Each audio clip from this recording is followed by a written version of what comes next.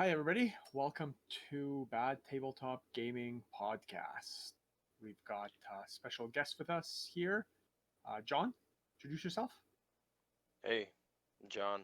I am from the Boys of the Golden Throne podcast, and I was invited here. Perfect. And then we've got Andy. Right here. You'll see me fit my face a lot on these things. So Yeah.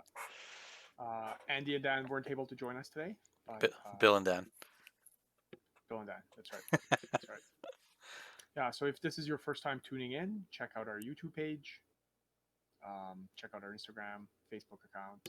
We've got all that reps. Primarch fights are now going on. We're releasing them twice a month, so check those out. The next one is Fulgrim versus Magnus. That's a fun one to watch, I promise. We've got a couple sponsors. Andy, want to tell us a little bit? So yeah, we have Tony from Hammerhead Games. He's one of our sponsors. He's got some really awesome gear. He makes templates like that kind of thing, trays for your armies, objective tokens, all that kind of stuff. Check him out. And we also have Matt at Pop Goes the Monkey. If you're looking for any bits specifically for legions or even 40k armies and stuff like that, he's the guy. Go check him out. You can find tons of stuff there. So perfect. Okay, we're gonna get into Sons of Horus right away. Yes. Right. So, John, you play Sons of Horus, right? How long have you played them? I have played them since whenever Book 2 came out. So okay, I'm pretty years, much as OG as you can get for them, yeah. Right. Yes. Do you have any idea how big of an army you got? Well, I think painted I have about 10,500 points.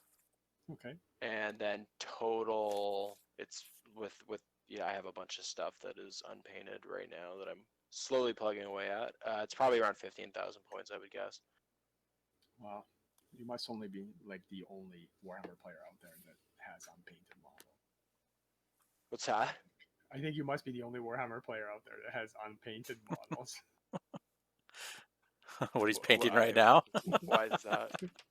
I'm just joking. Like just the way you said it, it was like a shame. Oh, I see what you mean. I thought when you said out there, I was like, do you mean here? I just had this whole like overthinking because like our friggin' group is insane about painting, getting their stuff painted. So I was just like, do you mean like in Victoria? Because that's kind of true. Like people in Victoria are definitely up on their painting.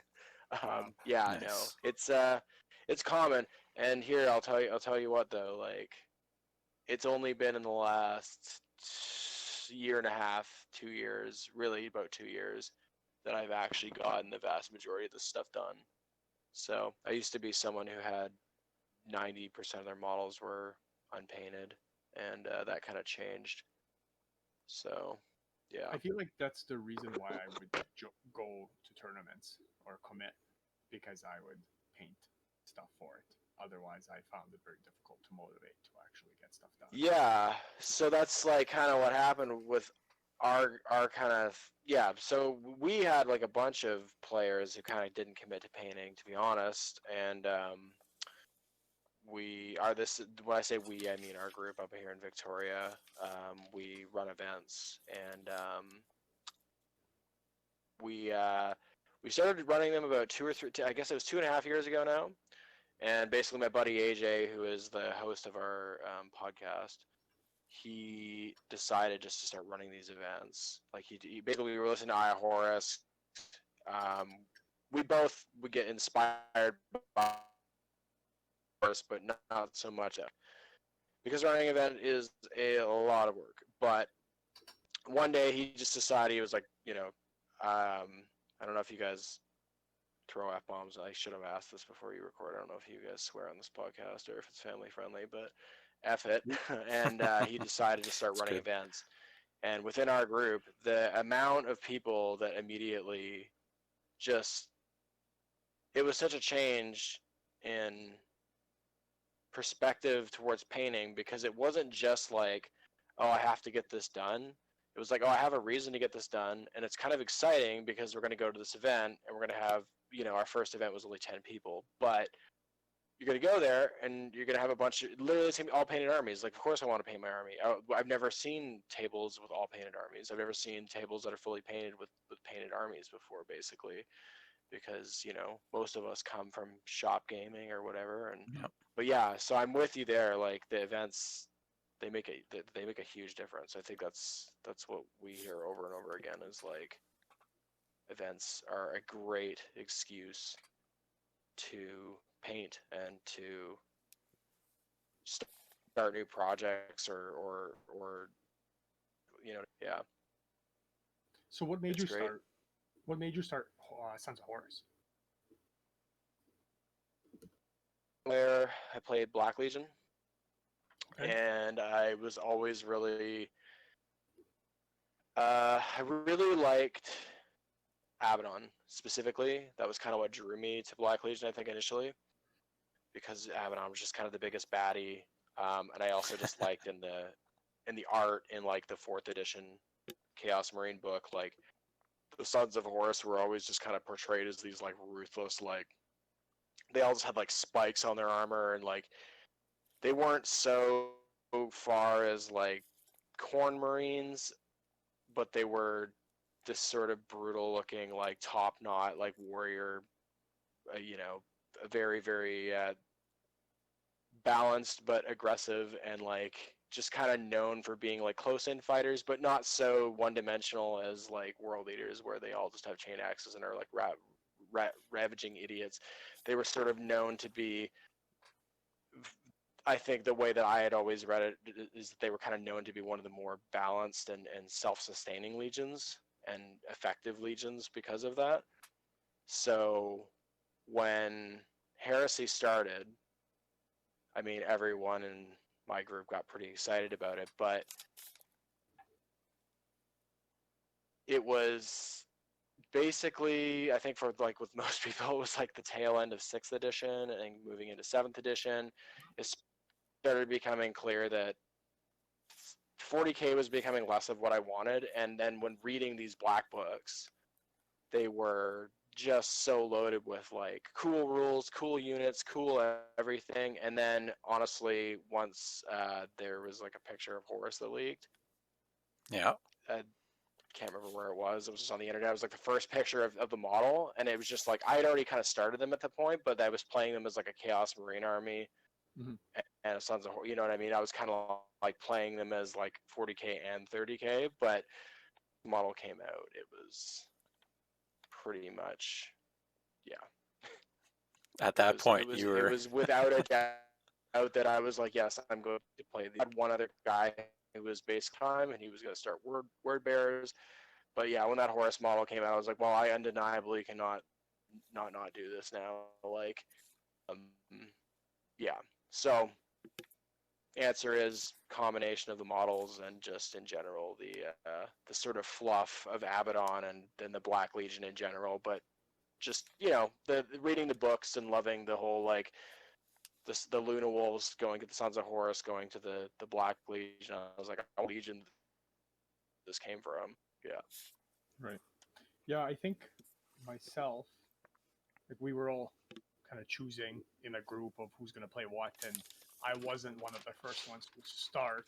So for me, it was a combination of what did somebody not play, and it was actually the first books, the fluff books that they have. The Black Library came out.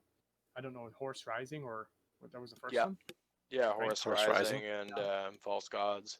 Yeah, and it was those Yep. two that really I did fall in love with him. I mean, I liked Loken, but he's that classic good guy, Yeah. right? I definitely wanted to be right, and I didn't want to play him, even though the character was awesome the way they portrayed him, but definitely wanted to do the dark side, right? But myself, I started the same as you. I did like 40k and 30k, so I built a legion that kind of can do both, and that's why my Sons of Horus haven't been completely moved over to 30k, because I do have a lot of Marines that don't actually fit, like MK2, MK3, MK4. So that's going to be in the progress at some point in the future, but I still have a bunch of like MK6, 7, 8 Marines that I had originally Oh yeah, started. okay. It's just like a 40k army that I used until, we started, until the plastic basically came out, because I really didn't like resin MK2 Marines at the time, right? So and then once the plastic stuff started coming out, I was like, yes, the MK4, MK3, they're just awesome. And now the molds and stuff are a lot better than they used to be as well. So it's worth buying that stuff without having to do a ton of grease stuff work on there. So let's look at a little bit of the rules. So for Sons of Horus, like when you build your army, what Red of War do you like to use of theirs? Because they have a bunch of special rules, right? Yeah, 90% of the time, well, maybe that's probably an exaggeration, but more often than not, these days I use the Long March. Mm-hmm. It's a good rite of war for a few reasons. So I guess I'll get this off the top. The top. So you guys are a little bit more competitively focused, right? Like, is that the case? Like, because okay, so you like our sort of group is generally like very we're narrative, but we have more competitive players. We have players who are very familiar with the rules, but our sort of the king in every sort of list and the way that we play is generally going to be based on fluff. It's going to be sort of like it has to be narratively driven, but we're also not going to bring like crappy lists necessarily. Yeah, and I think right? that's We're where try we're to going make to. lists that are effective and narratively good. Yeah, okay. So yeah, I think did you ask what the unit wise or rite of war wise? Yeah. So Long March I like personally. Sons of Horus are a legion. As far as where they sit with the other legions, they have very high highs in terms of their their efficiencies and what they're good at. But they have fairly low lows too. They have a lot of mediocre stuff, is how I generally find them. Mm-hmm. So we only have one good unique rite of war, and I believe that's Long March. The Black Raving one is extremely limiting. I like it. I use it sometimes because it's fluffy. And when I'm going to go into a game where I know that I'm not going to be playing like dick kicking Mechanicum or something, I will use it sometimes. But if I'm going to be playing a game where I know that there's going to be like lots of armor or lots of robots or whatever, insert durable, scary, tough thing, scary list, I generally don't use it. It's a very, very limiting rite of war. Long March is pretty good because it has almost no limitations, and the benefits are pretty good on it, and it's also a fairly flexible rite of war, I think, in some ways. So the ability to have in your own deployment zone relentless, I found that to be pretty effective in some games. It depends on the list that you're fighting against, right? It obviously also depends on the list that you're using. But because it has these 3 different effects based on where you are deployment-wise, if you're in your deployment zone, you're getting relentless. If you're in no man's land, you're getting fleet. And then if you're in the enemy's deployment zone, you're getting Crusader. Yeah. So it works with a lot of lists, and it has very few limitations, and then it also allows you to take Terminators as troops, if I remember correctly. I'm not looking at my book right now, but this is what I remember. I don't actually have that Rite of War ahead of me either, because it's not in the original book. Or take a look. In the army book, yeah. But so you can take Legion Terminators, can be chosen as non-comp troops, which is like a decent, it's an all right. It's an all right bonus, I guess. It frees up some slots. Sons of Horus are a list where I think like a lot of times, I feel like if you want to get certain units, you end up having to play either set rites of war, or you have to take Horus, or you have to take Malgahurs. And there's a lot of. I run Horus semi-frequently. Like I would say my army's huge, so I don't run him all the time. But a lot of times, if I'm running a drop list, I almost undoubtedly want Horus. Not only for the factor that it's cool and most of my drop lists have like a bunch of first company in them, so it just feels thematically good. It's also so synergized with the lists. It's like it's hard to say no because not taking Horus in a drop list, it feels like you're like losing a lot of the best parts of that. Like his rules just suit that really well.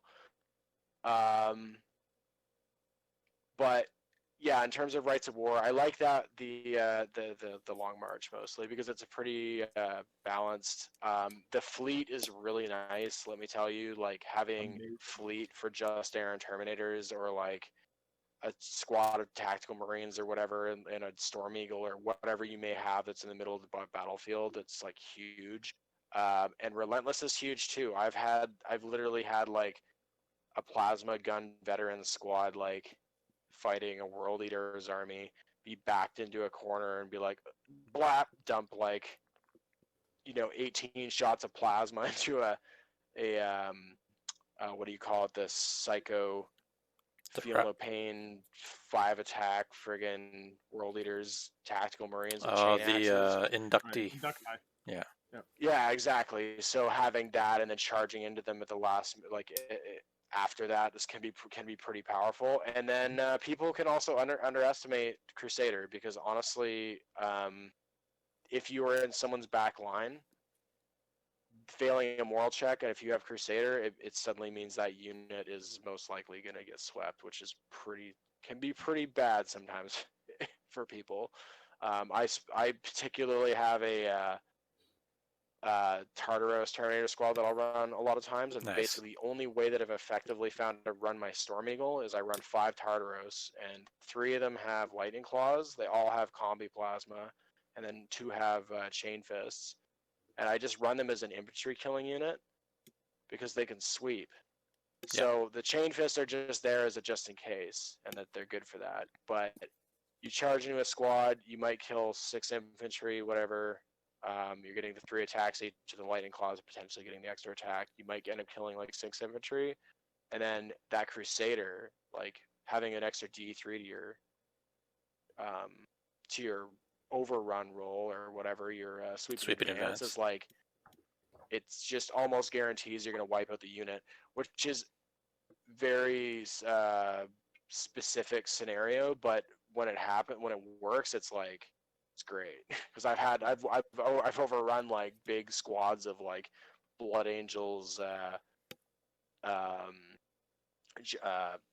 Salt Marines and stuff like that, like squads that are worth more points than my Terminators, just because I got the charge off on them and swept them. It's like boop, dead unit. And then the re-rolling to ones to hit is pretty nice. So like sometimes one of my favorite lists right now for Centurion. I don't know. Do you guys play Centurion? We have played. Yep. Yeah. So one of my favorite. This is my new favorite combo.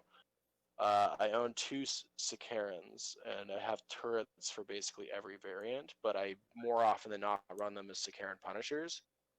And my new favorite combo that I've recently discovered is just through like reading through the rules and like noticing specific wording.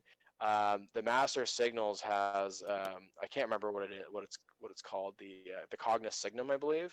Mm-hmm. He can use that on a unit. Doesn't specify that it's a vehicle, doesn't specify any of that. So you can put that on your Sicaran Punishers to make them Ballista Skill 5. Both the entire unit. And then with Long March, on the first turn, everything is re-rolling 1s to hit. So you have this like, whatever they are, 30 shots each, like hitting on 2s, re-rolling 1s. And it's pretty fun in Centurion, let me tell you that, because it's just such a heavy infantry heavy mode, or Chondax or Centurion, whatever. It's such an infantry heavy setting that having that many shots coming down with re-rolls is like pretty awesome. Yeah, I know. I take the Master Signal all the time in my Ultramarine army too. He's pretty good. Yeah, right? It's pretty good. Yeah, he's definitely very. Yeah. Plus, he's got the and then primarch. What were you saying? Well, I was going to say that Rite of War definitely seems like a no-brainer, right?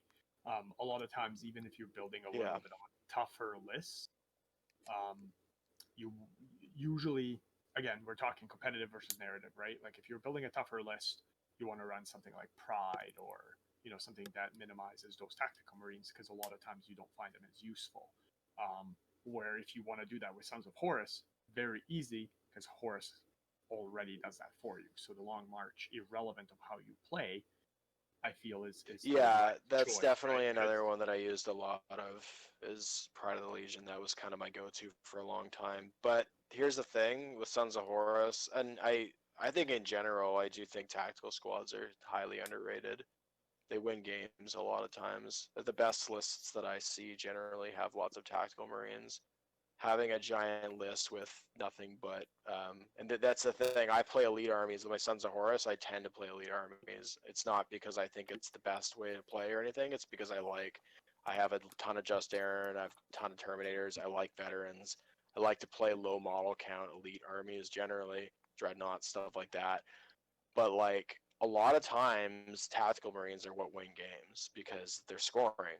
And not only that, but they are just ubiquitous in the sense that like they have a ton of attacks in combat. They can Fury the Legion. If you have one with a power fist and you're fighting like whatever a giant unit, or even if you're fighting like a bunch of robots or something, it's a lot to get through a giant tactical marine squad. And I think it depends on Legion to Legion. But what I've been learning lately, because I've been starting to play slightly less elite armies, is that I think tactical marines are actually really good for Sons of Horus because they're one of the units that can make the most use out of outnumbering. Yes. And that merciless fighters rule very rarely comes into effect to an effective level, but like because most of the things are either going to be like you're either going to be not outnumbering them in a unit, or you're going to have a bunch of guys who have unwieldy weapons, or you're going to have a unit that's only 10 man strong, so you're only getting, by the end of combat, you're getting maybe 6 extra attacks or something like that. You're not going to do that much damage. But when you have a giant tactical squad or an assault squad or something like that, charging a unit, that extra potentially 20 attacks can become a lot. Absolutely. So Do you find so for your units, what was your favorite unit out of the 40 or out of the Sons of Horus be? Like, do you find you run Reavers at all? I guess those are two different questions. But I run Reavers, but strictly because I think they're cool fluff-wise. As far as in-game, they're just very underpowered for their cost. They if you feel a compare little them to veterans. overpriced. I don't know if they're like Yeah. like you kind of hit it. I don't know if they're necessarily weaker, but I would say that they're overpriced, just slightly, because if veterans can almost do the same thing. I think if this is the thing that I've been saying forever, is if they made Reavers weapon skill 5 and they dropped their points cost slightly to be more on par with veterans, I think they'd be a good unit. But as they are right Chain now, axes are awesome too, right? what's that? Like the ability to take chain axes for a point for the whole unit. Exactly, for sure. Yeah, I mean, exactly. But there's just so many points that Yeah. But if you see any picture, they all have them. They should just come stock with chain axes. I don't understand. I would agree. Yeah, it's yeah, a point. for sure. Who cares, right? They should come stock, and if you wanna, or if you wanna change it, free. You're able to give them jump packs too, right? That's right. Like for 50 points. Jump packs, and the jump packs are an okay price. I have 25 Reavers. I do use them. They're a very mediocre unit for they're very like they have cool rules. I like that they can single out other models if they all have precision strike. I do use that sometimes. It's very rare, but like sometimes I'll get the edge up on a tactical squad with that, or not a tactical squad, but an assault squad with that. Charging in, you get a bunch of 6s. You're like sergeant, right? I'm taking out power weapons. I'm taking like a lot of times you'll have a guy with a power weapon who's not a character, so I'm like, okay, he's dead with this power sword attack or whatever before he gets to attack.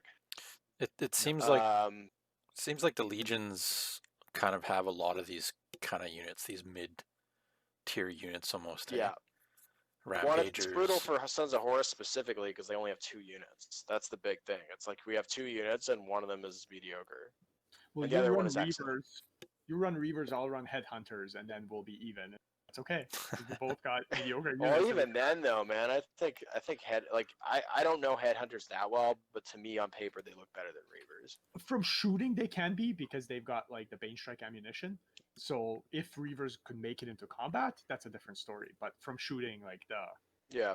AP 3-on-6s, Reavers don't have the better armor, so technically they would be a little bit better, right? But yeah. So what would your favorite unit then be? Just Aaron. Just Aaron? Yeah, undoubtedly. They were the worst Terminator, worst Right? unit in the game, flat out. They were what, 225 for 3 originally, I think more. and then I don't they. have my book close to me, but yeah, they were. No, yeah, they were initially. I remember it quite well. Yeah, they the were 3. 225 for Yeah. 3, and then they downed them to 205 for 3, and they had all the same rules. Everything was exactly the same except they were 1 wound. And then Well, when they changed them, Yeah, they're 255 for 5 now. 2 wounds. 2 Yeah. wounds. they are a very good unit. They're beat stick. They Well, they're are pretty cheap too, right? Like 40 points for an extra one with 5 weapon skill, 2 wounds. Like I think their point cost is like perfect for what they are. They're like the same cost as Sekhmet Terminators, but not undercosted or not overcosted. I Their would almost scoring. argue that they are undercosted, to be honest, if you compare them to some of the other Legion Terminators, right? Just because I think they come with Stubborn, they come with Fierce Charge, they all have Chosen Warrior, right? And yeah, they come with the power weapons, but you can get Yeah, but it would depend on what unit, points, right? what Terminator unit are you comparing them to at that point? I don't know, majority of the special units, right? You look at well, let's not talk about Emperor's Children because their Terminator units is by far the most expensive. They're overcosted. Like brutal, yeah.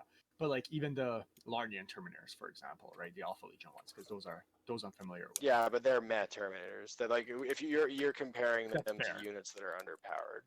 That's like I if guess we're you're talking comparing like them the to units Sekhmet, that are so like, that's that's a well, different Well, comparing you them to com- Sekhmet or comparing them to Fire Drakes, comparing them to That's fair. Yeah. What about whatever butchers? they're called. Butchers, exactly. So Comparing them to the Dark Angels Terminators, which are Ooh, those Oh. are like really they're good, not actually. 2 wounds, but they're pretty good. Yeah, the plasma Um, weapons are quite sick. That's for sure. Yeah, and a bunch of instant death swords, which is just gonna be brutal for some armies. Yeah, against some armies, you're right. You're right. That's what I'm saying about the Just Aaron though. Is like I think they are perfectly costed because of that. They are like the perfect middle ground of like there's some like Sekhmet are the same cost. I think Sekhmet are undercost. Actually, Sekhmet are slightly cheaper. I think they're slightly undercosted. There's a bunch that are overcosted. Obviously, you mentioned what are they called?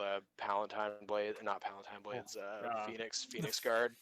Yeah, Phoenix Terminators, they're so overcosted for what they do. Yeah, for sure. And the thing is that the 2 wounds, it's effective, but a lot of people forget that like you can get some pretty nasty Terminators for the same cost, right? You look at what Imperial Fist can do for 45 or 50 points for a Terminator with a 3-up invuln and potentially having a toughness 5 and all having hammers and like and being in Tartarus armor, like you can get some pretty nasty Terminator units out there. I think the Tartarus ones get pricey because it's I think 15 points for a Storm Shield in Tartarus, and they get quite. So it's 45 points. Yeah, I don't actually have their thing here, but yeah, no, I like the Just Terran too. They also like to the fluff, like they're awesome. Like yeah, exactly. Read through the I like their look. Yeah, they're the they're model. my favorite Terminator model. Yeah, they're gorgeous. They're actually exactly what you imagine they would be in terms of a model. Like when I read the books and then I saw the model, yeah, they're brutal, like, oh, yeah, and this is I like love what it. they described. Yeah, that's the thing. I think all the Sons of Horus models are amazing. Nice, yeah. I think they've done a beautiful job of making them look like these sort of gang warfare, kind of like brutal, but not over the top, just sort of, just kind of like a clan, looking. right? Like, they scream that whole tribe kind of clan kind of. Yeah, exactly. That's exactly it. It's like that, but like not not in as far as Space Wolves go. It's like a very good. Mm. I feel like their aesthetic it has a subtlety to it that makes it really great. It's like it has a combination of like almost like Roman, like you've got the horsehair helmets and stuff like that, but then you've also got the sort of like tribal like spiky bits everywhere and like weird Chthonian markings and stuff on them, and yeah, so I Well, definitely think they nailed that. what would one of your like biggest like favorite pieces of fluff be of the Sons of Horus? I mean, there's tons because it's really hard because they're Yeah, an amazing legion. But I'll tell you mine, and then you can think sure. about it. One of the things I really like is the fact that I'm completely drawing a blank. I literally was thinking about it, and now I cannot think of it. It has to do with the gangs of Cathonia. Oh my god! Is it the mirror Just coin stuff? yes, that's right. That's right. It was the fact that the coins and the groups that fight. Why can't I think of the word now? Again, I'm drawing a blank. Gangs, The chieftains. no. The stuff that started the heresy that they the Lodges. lodges. Oh, Thank the you. lodges. That fits so perfectly in their legion that Yeah, it's almost like it should have been part of the legion. Like when they talked about that legion it's and the almost warrior like gold, preordained. yeah, and like Loken kind of he's like, oh, I don't believe in that, but I was like, no, that's Chthonian. But Loken's He also was Terran. Terran, Yeah, right? Exactly. Yeah, but definitely like to me that was like that makes perfect sense. Like why yeah, would you be against this? Like this is Sons of Horus, right? Like it yeah. made perfect sense. So that's something that I kept thinking about, and I'm like, oh, that's kind of cool. And then of course, they use it for bad reasons. Them and I White love Scars, that. like, Yeah, same thing. Like White Scars too, like it fits so yeah, well with the lodges, right? It yeah, just for sure. It's like vaguely superstitious mhm. warrior tribe. Yeah, yeah. Yeah, Well, and they talk about how yeah, Loken, how much trouble he had with like the whole ritual of yeah, bringing him into the um, Mourneville. inner circle, Mournival. Thank you. yeah. Yeah, yeah. I, That's I the So and that's that's one the of my. thing that they continue with that theme in the later books too, because they Oh talk yeah. about how they want Abaddon and Termagant, or not? Yeah, is it Termagant? It might not be Yep. Termagant. It might be um, Ecodon actually. I think it's Ecodon. But Okay. how they only want true sons in the Mm, Mournival, and yep. Horus comments that like we should be getting a mixture. That's the point of the Mournival. We should have Terrans as well because it gives us a balanced. We want to have a balanced of views to sort of, yeah, love that stuff. yeah, the stories are just amazing. Like I know myself, the one part really kind of stood out is when Horus is wounded and they're bringing him back on the Yeah, ship, and yeah, it just shows how much loyalty and shows how much humanity they still have in them by and rushing their greatest leader to get help, right? And it almost had a yeah, sense of they were still worried, right? yeah. Even though they're all genetically done up and whatever, and everybody thinks that they're just That's their hard, most defining right? characteristic too. Yeah. It's So it's literally like the idea that Horus drove that legion to be what, it's all debatable, right? But I think if you very generally read the fluff as a historical fiction, it is generally acknowledged that the Sons of Horus were one of, if not the best legion in terms of record of planets um, I think so too. brought into compliance. compliance, Yeah. right? And like part of that is because they're built for that. Their style of war is terrific for that, right? It's the overwhelming force on the most vulnerable spot, but the idea that it's Horus that made them special, and it's it was their view of their father that made them the best. It wasn't them as a legion. It was Horus that brought them to the heights that they were. All the Primarchs have done that within their legions, but Sons of Horus, that is a particular theme with them. They followed their father into hell, but they looked at him with an admiration that I don't think any other legion could match for the way that they viewed their gene father or whatever. I also strongly believe that, like, if we look at it, I know it's a story being written, but if we look at the characters themselves and you look at Loken, if Loken, I don't know how long, I don't think they mention of how long he was part of the Mournival, but I feel that if he was there longer, things may Was have been part of the different. Mournival? Yeah. Yeah. Because I feel like that, like, Not long. really quickly, no.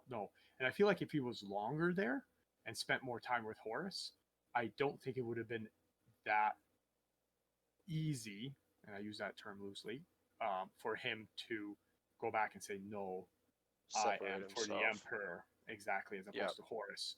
Because For sure. It I can definitely, see that. you know, so I think if he was there longer, like the way his character The is, I bond. think he would have fallen in love more with him. And then it would have been a lot different to a story, right? I feel, at least, the way they built his character, right? So, where he and the way they built Horus's character, right? Like he's extremely charismatic, right. like and yeah, it's true. Like they have him wrestle with that, right? He literally confronts Horus at one point. Mm-hmm. I think it's in Slaves to Darkness, or maybe it's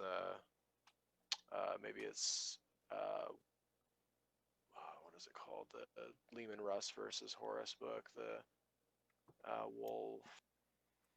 I just seen the title of Wolf's that. Bane, that's it. Yeah. Wolf's Bane.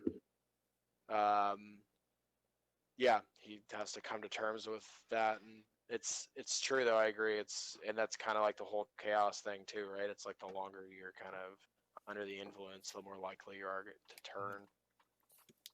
Because most of the Sons of Horus that turned, like, they believed strongly that Horus was right. It's not like they were following like, oh, him, we're doing something bad. No, they felt that they were doing right. Unlike some other legions, I feel that kind of changed for different and they were reasons. also positioned, you know, they were they literally came from a mining planet of gang crime lords, right? So it would make sense that they would view that's the whole Emperor's design of creating legions with specific things in mind. Their loyalty to Horus was clearly something that was put into them for a reason. It just backfired. Well, it's the interesting. Emperor never suspected Horus would turn. Well, those are 2 points that we don't necessarily agree. There was definitely lots of hints that the Emperor has seen this coming, and like I don't remember exactly where, but I remember them Malkador talking about it, about the design, and I think when he talked about, I think we talked about it with salamanders, when he genetically built Vulcan so that when he's reborn after he dies, he builds that amulet that allows him to protect Terra from, or destroy Terra or whatever, in case the demons do, you know, kill them all or do breach the wall, right? So I feel that the Emperor kind of has, like, saw that path, and maybe, you know, the ultimate goal of the destruction of chaos is being followed now, or maybe not. I don't know. Yeah. I've always thought that the Emperor's foresight was like a bunch of channels. So he has glimpses into the future, but he doesn't necessarily know what future is going to come to pass. So he would create fail safes with these Primarchs. And it is, you know, it is funny to think of like the ridiculousness of the universe and just like having like Primarchs like Kurz and Primarchs like Angron and being like, well, what world were you living in where like like the idea that this all-seeing like god being was like too fucking didn't have enough foresight to like find out that or figure out that Kurz and fucking Angron would betray him, these two batshit fucking like loony, broken fucking monster characters, you know. When he gets Angron, And I remember there's a scene with the land guy, I think. Um, land.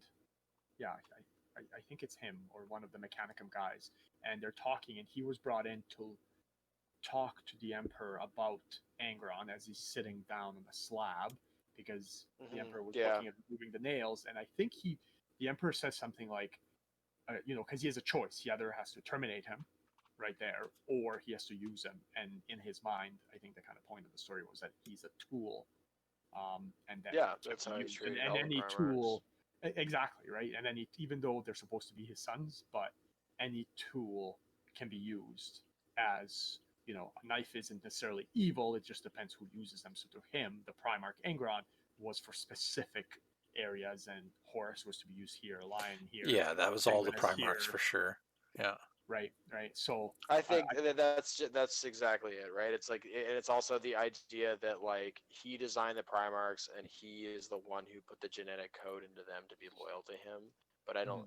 Obviously, the easiest way to forgive or to whatever, however you'd want to put the I'm trying to think of the term for it, but essentially, you can write off his ignorance as him not knowing how far the chaos influence went into these characters. And when you think about how he's created the custodes as something who are entirely loyal to him, and how everything he's created has always been entirely loyal to him, you can always chalk it up to give it a sort of canonical reason, or make it seem even remotely believable that he couldn't have seen this stuff coming, as like hubris of just him believing that he had implanted these whatever he wants to call the Primarchs, his tools, that he had the fail safes in place that they would never turn on him. What I don't understand is kind of saw to that. Logar. Like, I know now we're kind of jumping there, but I feel that he should have seen that one coming, because after when the he has to show up in Monarchia and make them. I undoubtedly think he should have seen a lot of them coming. But I mean, that's like we talk about Angron. Angron's Angron. He kills shit. Like that, I don't even have an issue with. Curse, same thing. He's just really pissed off. Logar was the one that, like, clearly he spent this whole time getting rid of religion across the galaxy, and he catches Logar using him as a symbol, and now an entire faith. But he also allows the Mechanicum to have their own religion, right? He bends rules according to how he can make them the benefit he gets from them. His own gain. And I think their idea of it was, it didn't matter, because if he could get his warp gate research done fast enough, then nothing would matter. He could deal with all that later if he could do that before Horus shows up. I think that's kind of what they were trying to say, that in his, like, even though he may have seen it, he felt that if he could do this one thing, then they wouldn't need to use the warp, Geller Fields wouldn't exist, it would be over, then he could deal with the Mechanicum, he could deal with, but at this point they were all the Emperor was like juggling so many plates. Yeah. And then eventually one plate started to kind of go, and then another plate started to kind of go, and it's this whole idea of him like preordaining all these different things, but then like the little cracks of things start coming unraveled or whatever. Well, and we even talk about like foresight, right? Like the Eldar turned the Alpha Legion based on foresight that was 100% true, but then like Eldrad specifically says, I think we were wrong. There is a way to do it, but in this web that we look, there's these perpetuals that are, I think, blocking the site or whatever. So then he goes on a mission to destroy them all, right? Where, then he feels that if he can do that, he could see and actually see the future clear enough that he could actually fight chaos, right? Even though they were 100% sure what they were doing was right at the time, right? So let's talk about Horus, because we're not really gonna go specifically through each unit and stuff like that. I think for the Sons of Horus themselves, like their rules, like you touched on it, being able to fight it. Did you want me to answer the favorite fluff thing? Yes. Yeah. Okay. So there is. We've touched on a lot of that Chthonian stuff, which that is definitely one of my favorite parts too. That was going to actually be like the first part of my answer. But there's a very specific piece of fluff that I really like, which is they have a night house that's sworn to them, the Sons of Horus. I don't know how to say their name. It's like Aether. And Okay. the story behind that night house is really cool. And it's definitely one of, if not my favorite sort of pieces of fluff. And it's basically the story is that during the Alinor campaign, there was a system of planets out on the eastern fringe of the galaxy that was somewhat on the way to the Alinor campaign. I think from Terra, I believe it was the idea. I don't have the map in my head, but I think that was the idea. Was that it was sort of on the way, but it was kind of like you'd pass by it, you get within, you kind of go get within however many light years of it, but it had warp storms around it, so it was largely ignored. And then eventually it became known that there was a Mechanicum Forge world in that system, and it was actually a night world.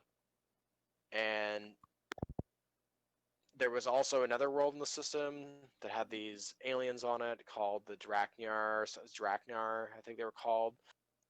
I don't know if they were. I can't remember if they were aliens or if they were like an offshoot of humans. But basically, these two worlds had existed through Old Night. They survived all the way through Old Night, and mainly they survived through Old Night because of this this Draknar planet. Whatever, they had these brutal overlords. They survived however they survived. But the Night world survived because the Knights basically protected it from Xenos and demons and all that kind of stuff.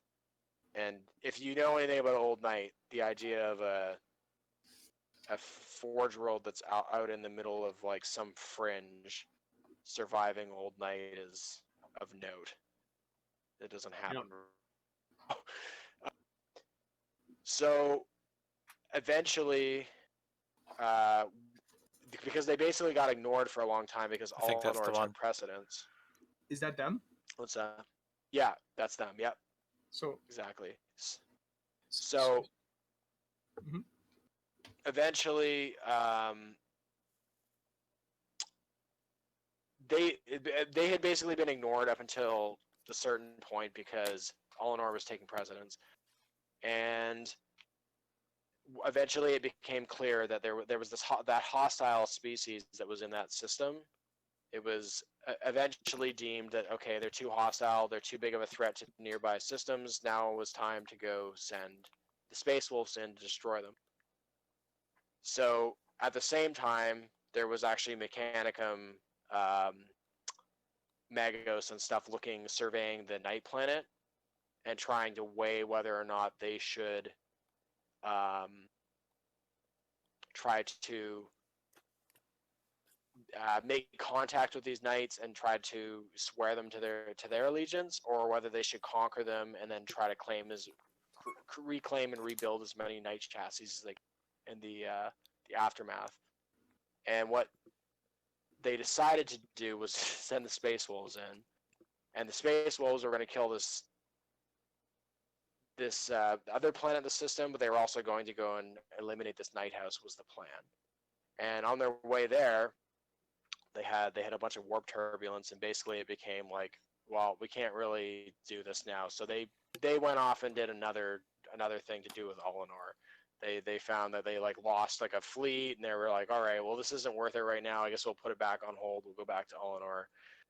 And at the same time as this is happening and postponing them from actually doing their attack, Horus's fleet has just come back from one of the front lines in Alinor, and he's coming back from a refueling run. They're going and they're resupplying their fleet, and he's going by this planet, and as he's going by, he noticed they're observing the planet, and they see that that Draknar planet is they're getting ready to attack this night world. So Horus basically he doesn't tell anyone what he's actually doing, but he's like, all right, well, I'm on hold from going to the front line of Eleanor for a while here. Doesn't really say what he's doing. And he goes down to the surface of the planet with a giant portion of the first company, teleports down to the planet, engages the Knight Seneschal in one-on-one combat, tears him apart, and then the entire Night House swears allegiance to him, as basically the Just Aaron are holding off all these knights from trying to kill Horus while he's one-on-one fighting a fucking Knight Seneschal and jumping up on it and tearing the fucking the pilot out of it and holding it up so everyone can see, and all the knights basically get down on one knee and swear allegiance to him at that moment. And then he takes his newly found Night House allies and goes to the other planet and kills these fucking Exos. And that is probably my favorite Sons of Horus fluff, because I just think it's like It's pretty epic. it's pretty epic. It's pretty awesome. Well, it's kind of awesome and funny. So you say that because then that's why I brought the book. So that's the Night House, right? Yeah. That's the one. I can't pronounce that either. Right? And then Yeah. I'm just gonna turn to It's like Aether or something. Aether. Yeah, the pictures of them. You see how beautiful they are. Yeah. And Yeah. Very... They sure look like that certain somebody's Mechanicum. Oh, do you play that house? Oh, that's I awesome. literally play that house. Yes. So That's I picked awesome, dude. specifically somebody that's loyal to Horus, and that's the house had an awesome paint scheme. And so when you started talking about That's it, I was awesome. like, "This is very familiar. I know this." Yeah. Yeah. That's awesome. That's Yeah, cool. they were. I had to think long and hard about not playing them. I ended up choosing Malanax because I love their scheme and that so much. But for a while, all right, am I gonna do this loyal to Horus Night House, or am I just gonna go and just do a yeah? There's a lot of good Okay, ones out there, right? Really... Malanax are Yeah, awesome for sure. too, right? So Yeah, for Yeah. sure. yeah. Let's talk about Horus, right? Let's talk about Yeah. Horus. So he's kind of like, he's not the first Primarch that came out, right? That was Angron. Angron was the first, yeah. Memory. Yeah. Yeah, he was in the second half of the Primarchs. I think he was like the 6th or the 7th. Yeah. Maybe the later. The model's amazing. You kind of touched on that. He's really nice. Yeah. I have him about half painted. Like, he's tabletop now, and I have to get in there. But yeah, he's just an amazing model. It's intimidating to paint a Primarch. It is. It is. Yeah. Yeah. How do you like his rules? I think he's with the Just Aaron where he's costed appropriately. He's very good. His rules hold up very well. He's very synergistic with the Legion. He is the most expensive Primarch. Yeah, 500 points. Like 500 points. He's Yep. right on For the sure. cost. Yeah. Stat Comes line? with a lot of stuff that benefits the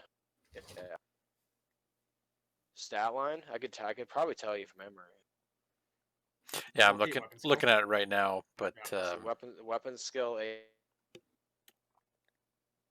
Oh, I can't remember the order goes in. Weapon skill 8, ballistic skill 5. Yep. Strength 7, toughness 6, wounds 6.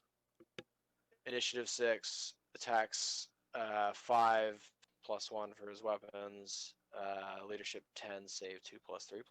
Am I correct? Yep.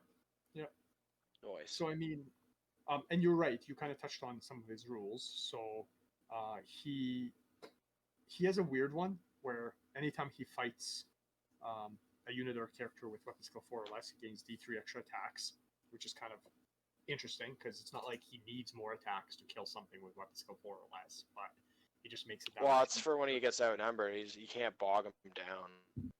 Yeah.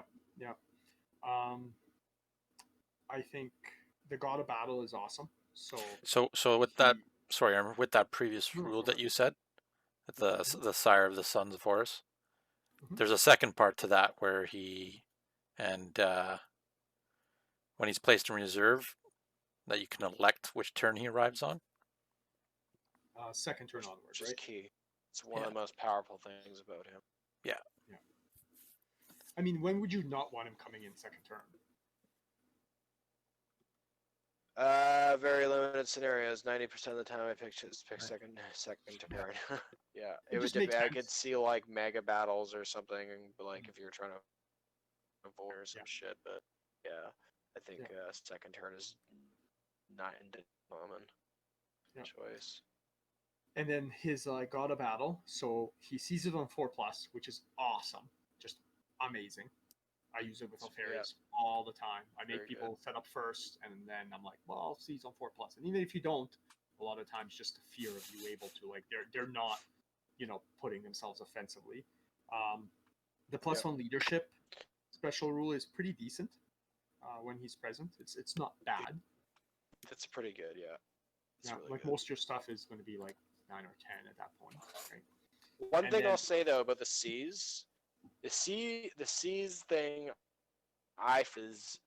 it's good, but it's only good in like I feel like a third of the games that I have with Horus, because more often than not, when I play Horus, and you don't want first turn when you're playing a drop list. That's true. So it's like in missions where he's in a Spartan or something, if you have the points and you somehow are rocking Horus in a fucking 400 point transport on top of his 500 points, and you that somehow works, then it's not too bad. But definitely is like, I remember when I started and I just thought that was a better. I would consider it to be, very situational. It's definitely not something I use all the time. No, if you're running a drop list, you're absolutely right. It is a nice option to have, though. Yeah. The other one that I really like is it says any unit. So usually rules like this are Adeptus Astartes. For him, it's any unit in reserve gains outflank, and that's awesome. That is amazing. Because any unit, it could be Sakaran, it could be like you talk about your Punisher Sakarans. Also, I think Sons of Horus get a rule where they reroll ones on reserves. So. Yeah. I love that rule for running like a Talon of 2 Contemptors with like a Grab Fist and a Curies. Right. And outflanking that can be very, very, very good sometimes. It's not always good. It's situational, but there are times where that is a brutal thing to have come on someone's flank. If they don't have answers for it, it can be a real problem. And I mean, and on the flank could also mean like their deployment zone too a lot of times, right? And that can be really, really good. Like you could be their second turn with things that should not be allowed to outflank technically. Like there's a reason why lots of stuff don't outflank. And they're right in your face, and that's right. They're getting into your back lines with like tactical marines, or like if you have a big infantry heavy army and you're playing an army that is strong at objective scoring, which I think a lot of the best lists are. 2 Contemptors in your back lines can be a real problem. It's just so difficult to remove, right? And they're able to deal with a lot of stuff. Agreed.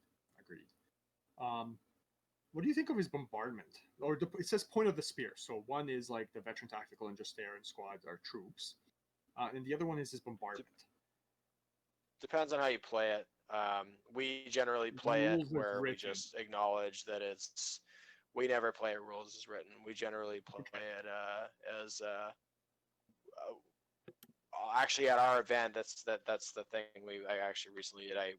Me and AJ and our buddy Teo, we kind of were going through the rules that we aren't really happy with, that we don't think work as intended, and updated them in this basically in errata for our event specifically. And one of the ones that we updated was just to basically give Horus the same text that the Master Signal. Yeah. I was thinking about that too, actually. It was like the weapon doesn't make sense, right? Like it's not. No, it needs not to be. You literally would never use it. It's very odd. It's very That's the other odd thing about it. It's not barrage, and it's very strange because you have guys like Perturabo where it's like written on that they can move and still use it, and like it. it's And this, it's one of yeah, those ones where it's like why haven't we got an FAQ for it? But our group is pretty chill with stuff like that. We're not just gonna like adhere to rules that we know are not as intended like that. like this rule Because it's definitely just seems wrong because it doesn't make sense. Like you're firing. he's also like, in Terminator armor. So it's like Yeah. he should also be relentless, which is like another weird detail that's missing. But he's a character that was written very early, so it's Yeah. the first Primarch essentially. So Well, and being able having to take cover saves from this, from the point of view of Horus, doesn't make sense. It needs to be barrage, yeah, right? Because like yeah. it just doesn't. It seems wrong, and it's something that they never bothered to fix because nobody probably brought it up to them, right? So maybe if I we, have brought it sent a up to bunch of them. I've emails- sent them. I've Oh, sent okay. a nuge many email. Like it just doesn't Not make a many, sense. but as a I rule, definitely have. right? Yeah, Like no, for remove it sure. then. Like remove it if you don't think if you think it's too powerful, get rid of it, right? Like Wow.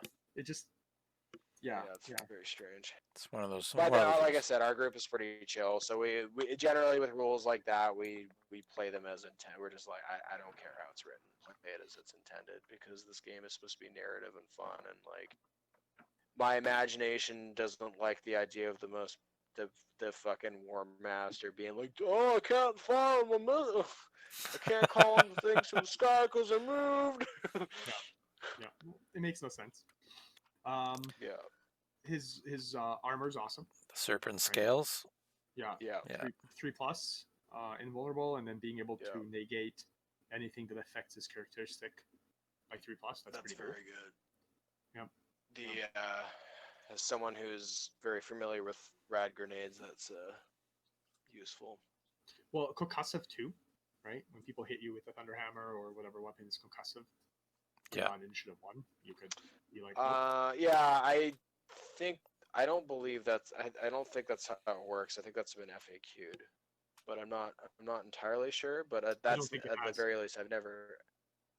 Okay, yeah, I've never interpreted it that it ignores concussive personally, but I could see. I just figure why how wouldn't someone it, would right? think that. Right? If it's negating. Yeah, I don't know. I would have to look at it closely. Yeah. I would have to look at it. Have a look. World Breaker. Yeah. So World Breaker is Yeah. awesome. Again, it's base strength 10, master crafted. Yeah. Unwieldy kind of sucks. What's happening there, Andy? What do you mean? Some kind of. Do you guys see that? Or is that just me? Oh no, it's just me. Just you. No. Somebody's hacking into my computer. I just had like a thing pop up. Huh. Like a Weird. DOS screen. That's really weird. Okay. Anyways. Someone Yeah, watching so right? Creepy. But I'm recording it, so it's okay. Unwieldy kind of sucks, right? It makes sense because I think otherwise it would be like really good. I think if Vulcan actually ever had given him the hammer that he made and he had Vulcan's hammer, like Oh Jesus! Yeah, I know. I think unreal, about something. right? Like that thing's like It'd be the strength most. 10 It instant just death, crush like, everything. yeah. I mean, it's already good, and imagine with 6 attacks, right? But I mean, World Breaker is good. It has its uses, right? I mean, it's also designed hand in hand with God of War, with the intention of, I think it's that God of War that does that rule, the being able to wield both weapons individually. Weapon mastery. Weapon mastery, yeah. It's designed hand in hand with that, so in that context, it's excellent. And then you got. his If it talent. were on its own, it would be, Yeah. The talent is where the meat and potatoes is, yeah. Yeah, right. Well, it depends what you're fighting, right? But if you're fighting for other sure. Primarchs, like the talon's the way to go. It's just, like yeah.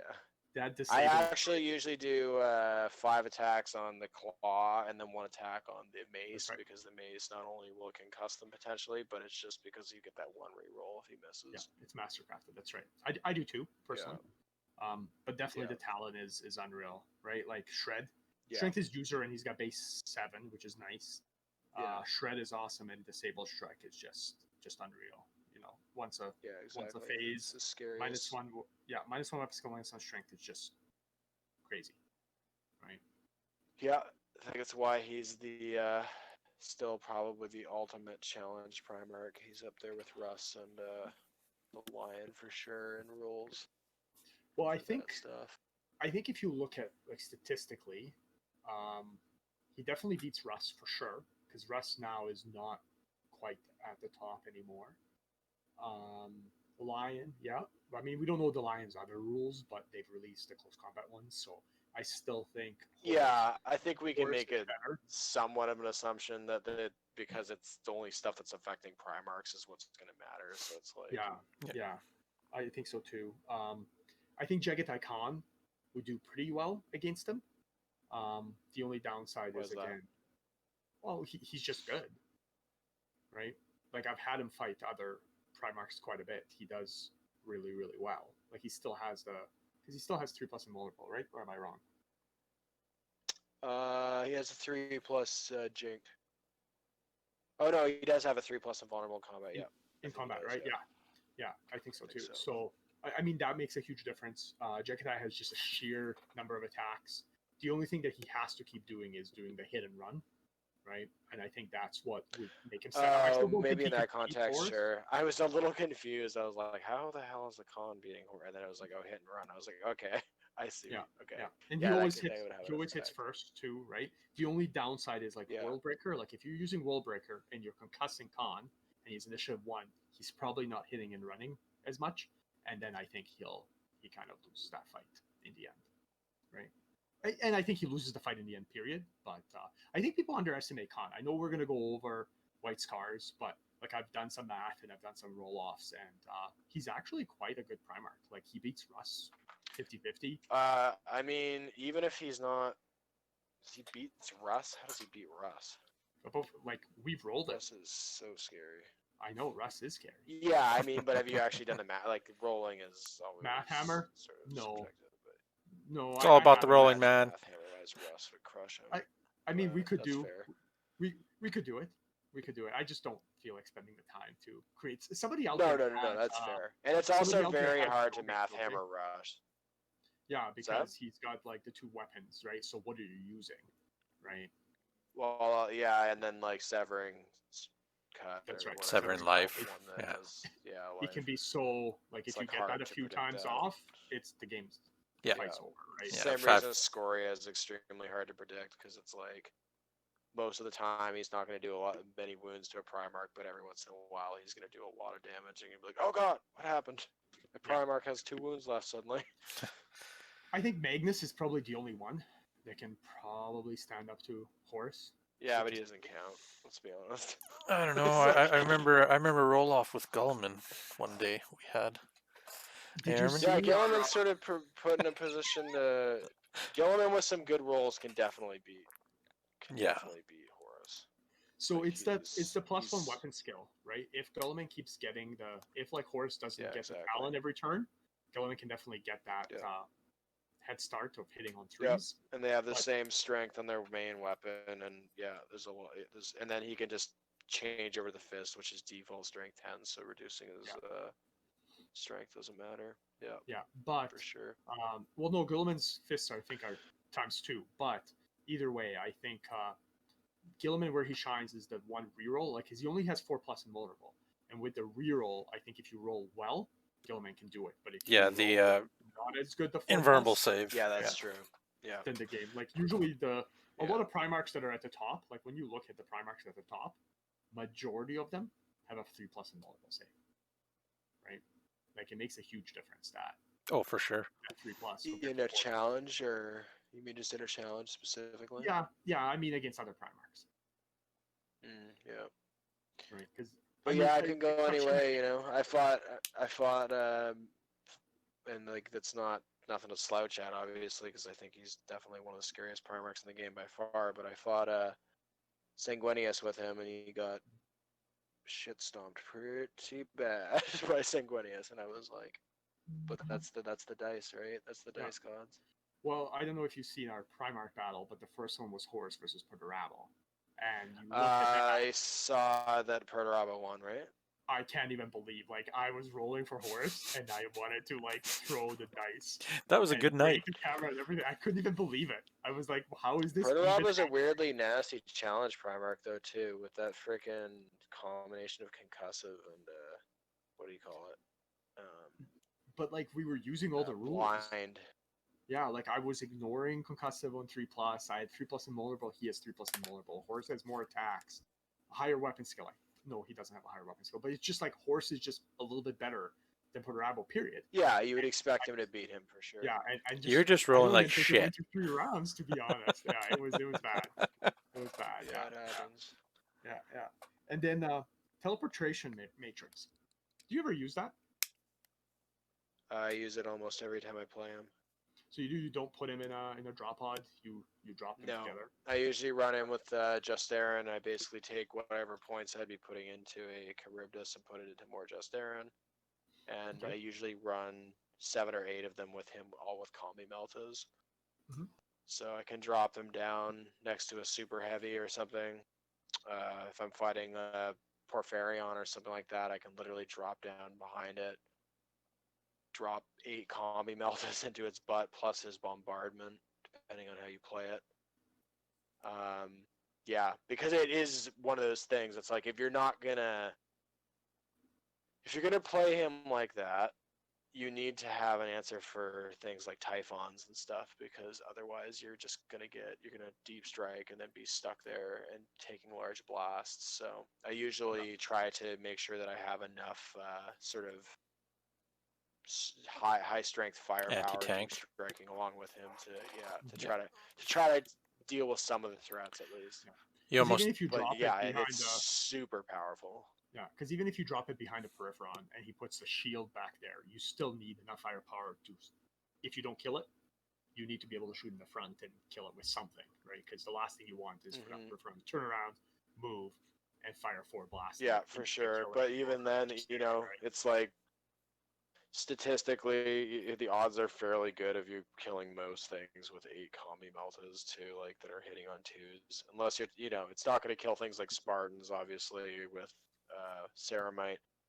But it can, or not kill a Spartan, but it can kill things like Knights or things like Warhound Titans, or it's a good equalizer, I find. And then his bombardment is really good for knocking off an extra hull point too, because it's ordnance and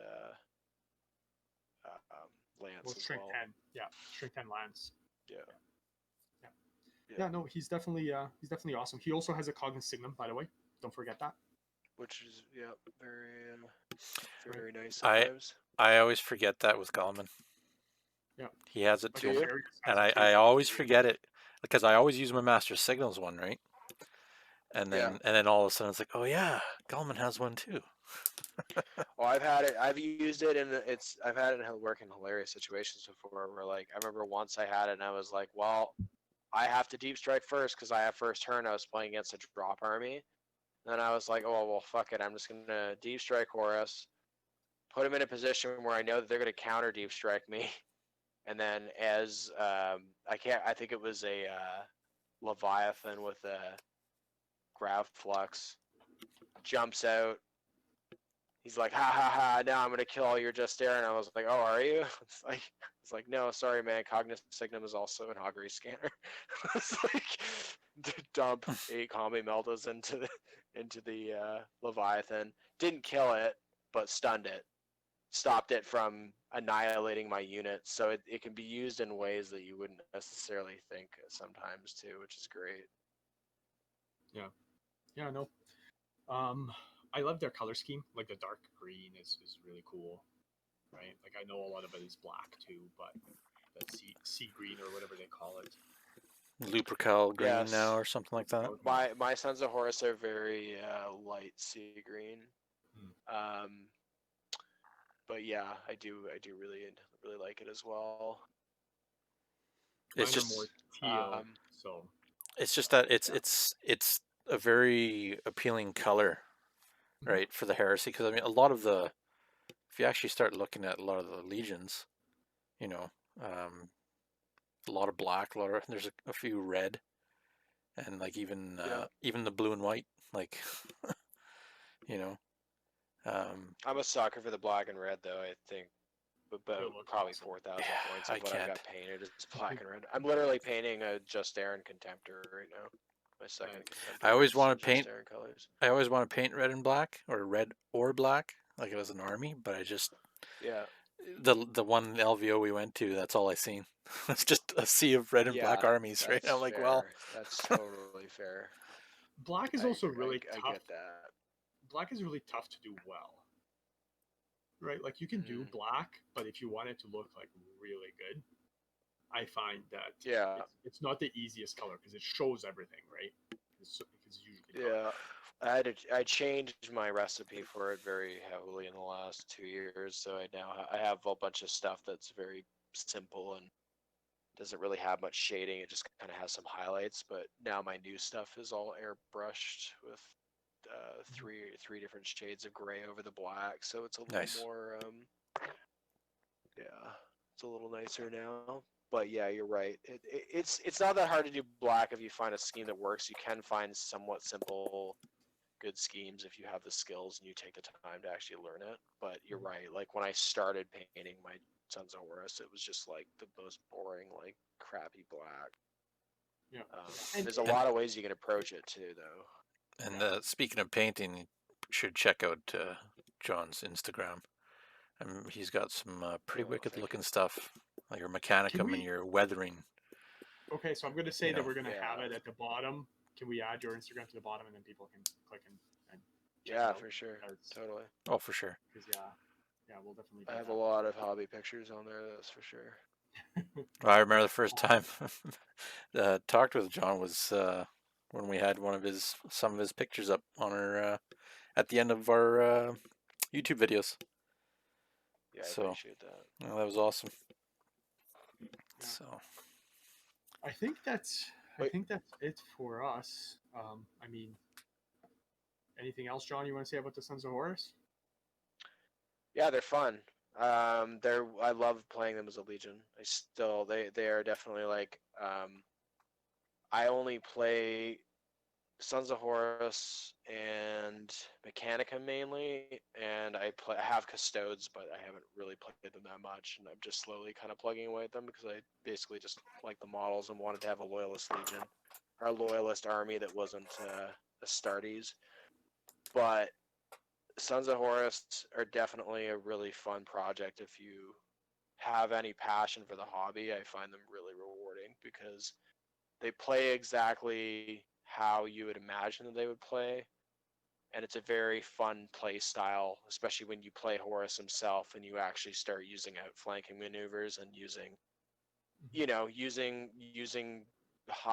things like plasma gunner squads that are like executing things really quickly and stuff that that the Sons of Horus would be kind of known for, like ruthless, just like jumping down and cutting the head off the Hydra sort of stuff. But there's also a ton of really good art for them. So yeah, yeah, anyone who's listening, if anyone is actually listening and they're listening to this for inspiration on how to start the Sons of Horus, I think they're a fun legion, and they're one of those legions that, despite the fact that currently they aren't the most fleshed out, I would say, because they don't have a lot of special units. They only have 2 rites of war. They will be down the line. They will have, Luperkai are obviously coming. We will get more rites of war. Right. I'm sure Horus will get updated rules. I'm sure Reavers will get updated rules. I'm sure Abaddon will get updated rules. But they're pretty fun. They're a fun project. Yeah. I also find that even though we talk about how they should be played, being Horus and being the best at everything, realistically, you could technically Yeah. build any army and you could be like, yeah, Sons of Horus, play it. That's Right? what's It could great be about them, Horus, right? right? That's why I have So, 10,000 points. yeah. I play so many different types of armies with my Sons of Horus. I play drop lists. I play armored assault lists. I'll play. I have like a Titan killer list that I play that's just like all,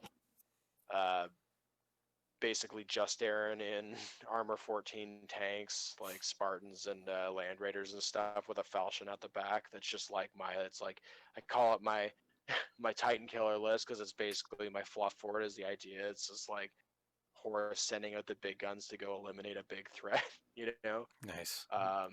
And I just feel like a lot of legions can be so one-dimensional, and not necessarily. Well, they can. Some legions can tend to be one-dimensional, and that can be fun if you want to play them in a smaller force. But sometimes if you're like me and you want your collection to be sort of fleshed out, it can be a little limiting. Mhm. So they're Agreed. good for that. That's for sure. Agreed. Yeah. Yeah. Okay. I think we'll end it there. Thanks, John, for joining us, and yeah, you guys Definitely. check out his Instagram. Um, Yeah. click like, share, subscribe to our stuff if you like watching us, listening to us. I mean, check out our YouTube page. We've got lots of battle reports. There's going to be another 30k battle report coming out at the end of this month. We're finally through this COVID where we're okay seeing a couple of other people. So you're going to see the second part of Emperor's Children versus Alpha Legion coming out. Yep. And then next month is going to be part 3. So it's a little mini campaign that we are playing through. As you can see, the game back behind me is still set up for game 2. And it's been like 3 months down here. So yeah, again, thanks, John, Andy. Yeah. Do You you mind betcha. if I plug Oh, my go the- You do my your podcast thing, real John. quick? Awesome. So yeah, we have a podcast called Boys of the Golden Throne. It's a small podcast. We're here in Victoria, British Columbia, just across the pond. Well, not really across the pond, but across land from the bad tabletop guys in Edmonton. And we have a podcast. We've been going for a while. I think it's been going for about 2.5 years now. We've put out 50 episodes so far.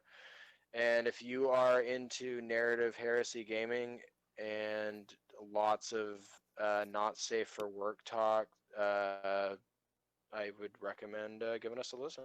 And yeah, check us out at Boys of the Golden Throne or the Boys of the Golden Throne on Facebook. And yeah, and whatever podcast apps you have if you're looking for another podcast. And we'll add that at the bottom as well. Awesome. Thank you. Yeah. Yeah. All right. Again, thanks, John, for coming out. And Yeah, thanks for having me. say hi to the other guys, too, for us. The For other sure. brother legionnaires to the west. For sure. And I just So- feel honored that I could come on and talk about my favorite Legion. Oh, it's I've great. now been invited by 2 podcasts for it. Nice. Same too, It's because I great. think a lot of us were planning to come to the tournament you guys were putting on this year, right? So, Yeah. Yeah. So, but that it'll work out in the end. We're gonna do it again next year. It'll probably be the same format and the same name and everything. We don't consider it canceled. Technically, we consider it postponed. And I mean, we feel the same way. We had to postpone ours as well, right? Like Yeah, it's been the worst, right? Yep, it has for sure.